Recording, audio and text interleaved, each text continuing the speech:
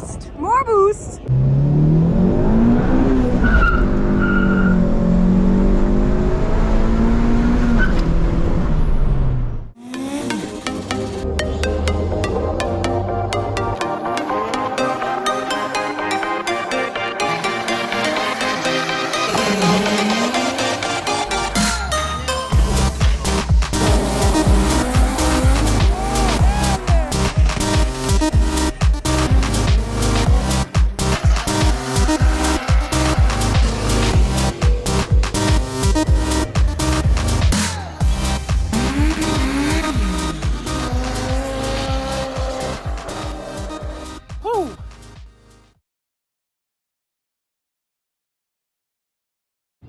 What's up, everyone? Welcome back to the channel. I'm laughing because when I went to go film myself, I took a picture of myself and did this whole spiel already. We got a unique car I'm going to be tuning for a friend of a friend. It's got some old school stuff on it, but we're doing some stuff to try to help him out right now before I start tuning it, and well, I'll show you.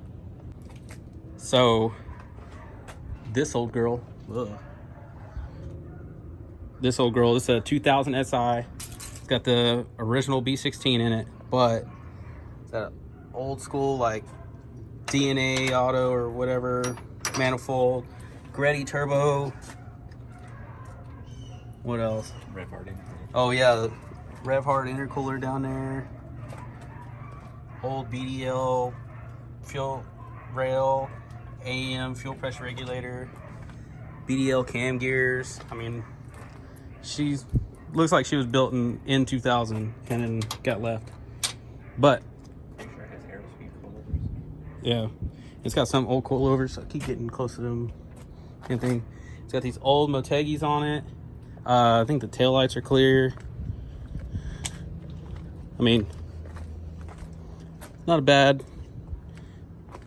looking car, but so the problem I noticed is it's got a fuel pressure aftermarket adjustable fuel pressure regulator on it, and there's no fuel pressure gauge. So right now what we're going to do is we're going to put a gauge in line with this guy right here. I really need to see where I'm pointing this thing with this guy right here, and put a gauge on it so that way we can set the fuel pressure, because no telling what the fuel pressure is right now.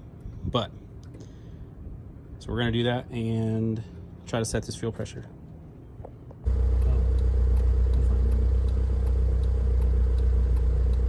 Okay.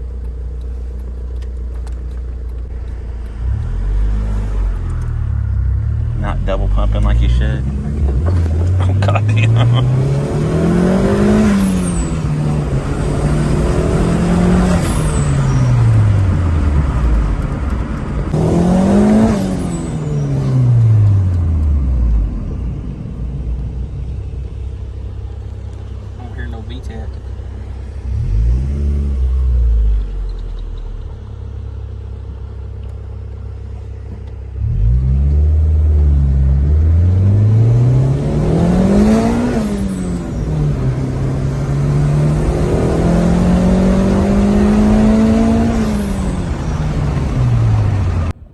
So back with the old school build.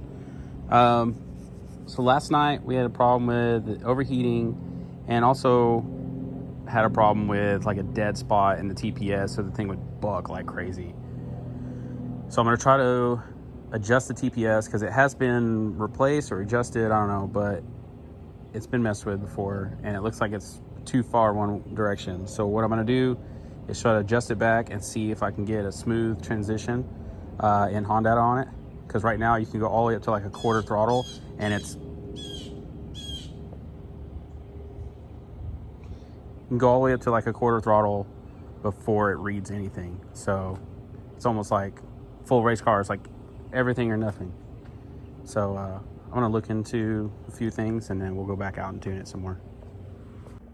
All right, so before, you get your TPS right here, before it would stay at 0 all the way through like a quarter throttle, and it would try to buck because the motor's moving but it doesn't see it, so it freaks out. But now, so I adjusted it and I relearned it on here, So let's connect. Now you can see real easy sweep. Before it wouldn't even do this. It goes all the way up.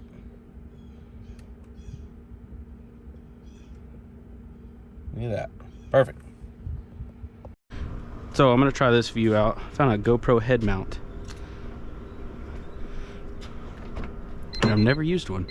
Let's make sure this hood is closed. Hood closed. Keys are obviously in the ignition. Oh, there's a mirror right here.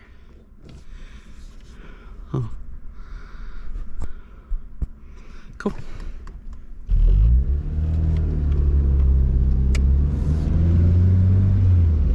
What is this guy doing? Guess I'm going around. What are you doing?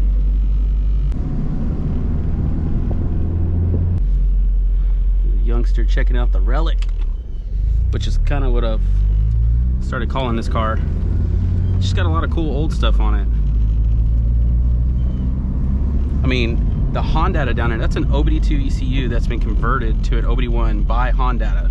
It's a version 1 S300, and I don't remember what year this came out, like maybe 04, 05, somewhere around there. But that was cool. I've never seen that before. Yeah, that Gretty Type S signature sound. Wait till the cars pass. We'll do a little pull here.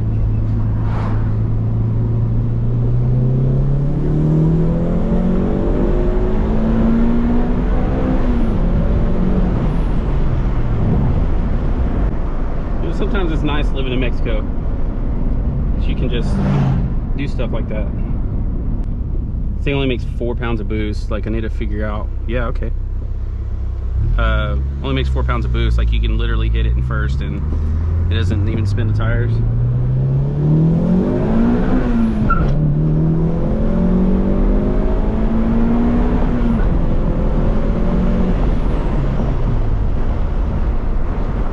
I mean, that's a significant increase from yesterday. I'm glad this thing stops. I'm not saying it wouldn't, but I didn't really go that fast yesterday to test the brakes.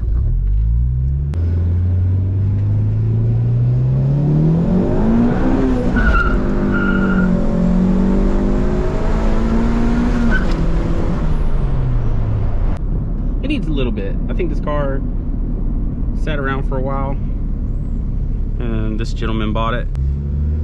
But anyways, I'm gonna make some adjustments to the tune, and we'll go back out. All right, so made some adjustments.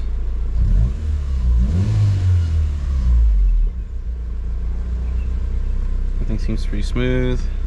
Made some changes to the VTEC and stuff. This thing falls over, so I lowered the VTEC, I lowered the rev limiter and stuff like that, so we'll see how it runs. I added a little bit of timing, but I guess we'll see what happens. Okay.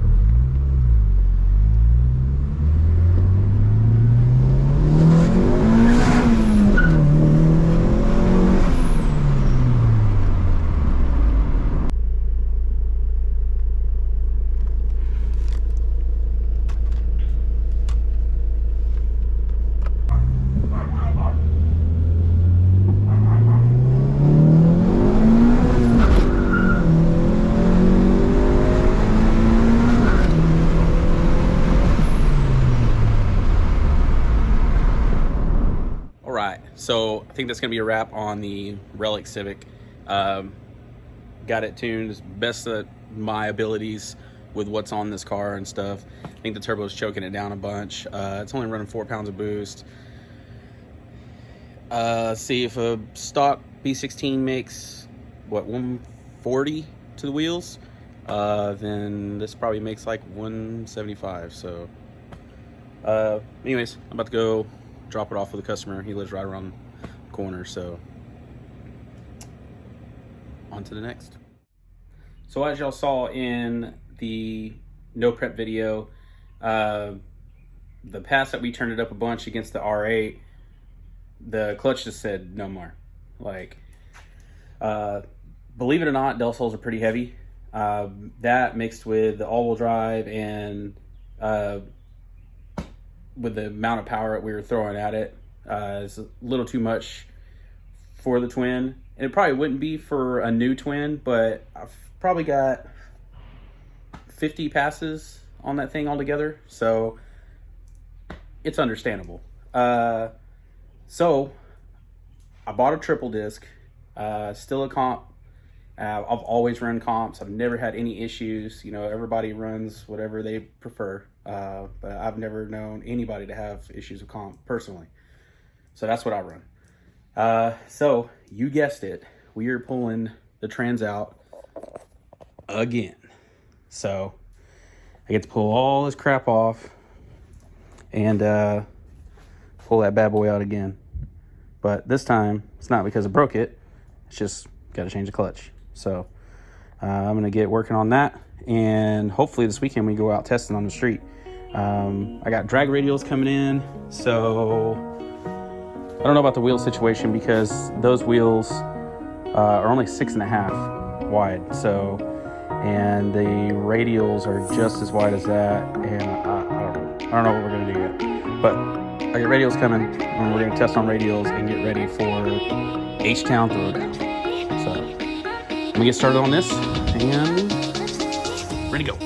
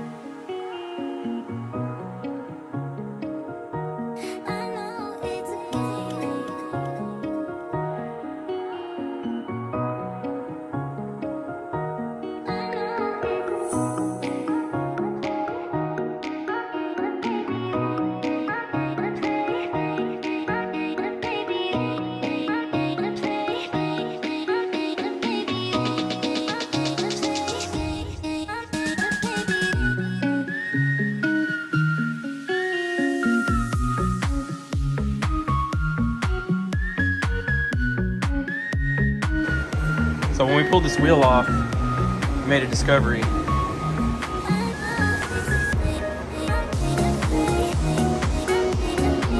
Boy almost died. So it's hard to make out on camera. Oh no, it's not. That is, let's see if we can get the focus. That's the line inside there, like the clear line. And I guess it was rubbing on the back of the screws. Wheel. Pretty wild.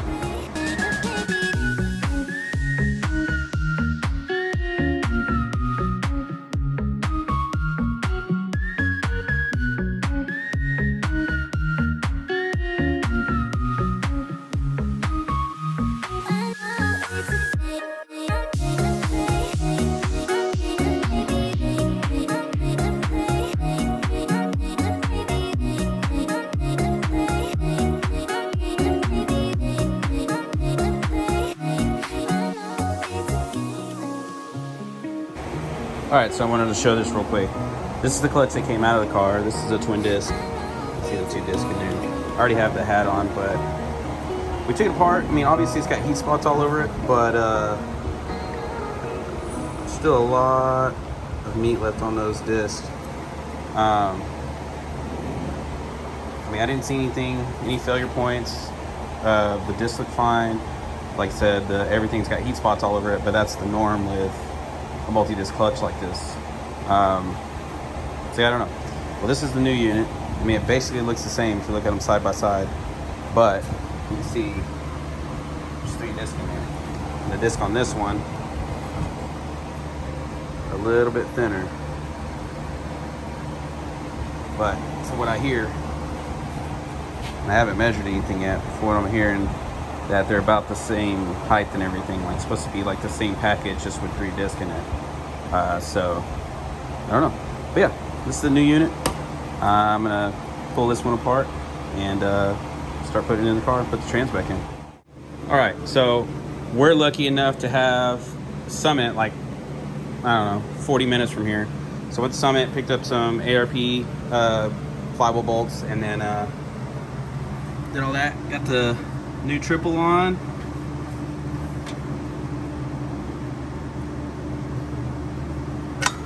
Oh. So yeah, there's that. So now all I gotta do is stab trans and reverse the whole thing.